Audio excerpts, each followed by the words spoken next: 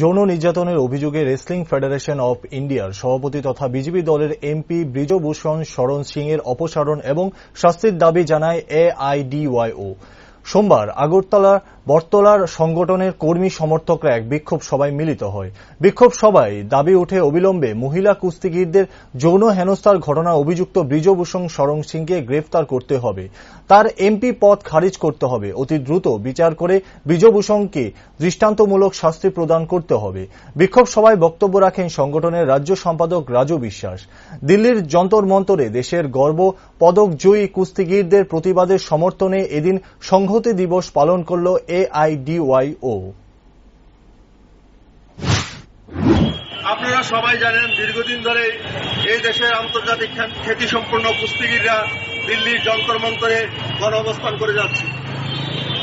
দীর্ঘদিন ধরেও এই কুস্তিগীররা প্রধানমন্ত্রীর কাছে, দিল্লি সরকার, কেন্দ্রীয় সরকারের কাছে আবেদন জানিয়ে আসছে যে ওনাদের যে সভাপতি এমপি বিজেপি সাংসদ উত্তরপ্রদেশ থেকে নির্বাচিত, ওনাদের সভাপতি ব্রিজভূষণ শরণ সিং দীর্ঘদিন ধরে এই কুস্তিগীরদের উপর মানসিক এবং শারীরিক নির্যাতন নিয়ে করছে।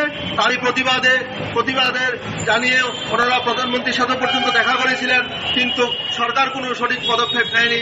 ফলে ওনারা বাধ্য হয়ে দিল্লির যন্তর মন্তরে অবস্থান করছেন।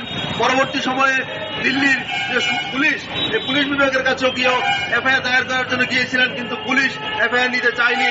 ফলে কিছুদিন আগে সুপ্রিম কোর্ট বাধ্য হয়ে বলল যে এফআইআর নিতে, কিন্তু এফআইআর নিয়েছে, এখন পর্যন্ত ব্রিজভূষণ সিংকে গ্রেপ্তার করেনি। তাই এখন আমরা সারা দেশব্যাপী আমাদের সংগঠন অল ইন্ডিয়া ডিআইও এই আন্দোলনের সমর্থন জানিয়ে বিক্ষোভ প্রদর্শন করছি এবং দেশের বিভিন্ন সংগঠন, গণসংগঠন থেকে শুরু করে বিভিন্ন বিশিষ্ট ব্যক্তিত্ব, খেলোয়াড়, অভিনেতা, অভিনেত্রী, ওনারা পর্যন্ত আজকে এর সমর্থনে রাস্তায় নেমেছেন। ফলে আমরা দীর্ঘদিন ধরে আন্দোলন করে আসছি এবং আমরা এই আন্দোলনকে জারি রাখবো। এই ব্রিজভূষণ সিংকে অবিলম্বে গ্রেপ্তার করতে হবে, ওনার এমপি পদ খারিজ করতে হবে, পাশাপাশি রেসলিং ফেডারেশনের সভাপতি পদ থেকে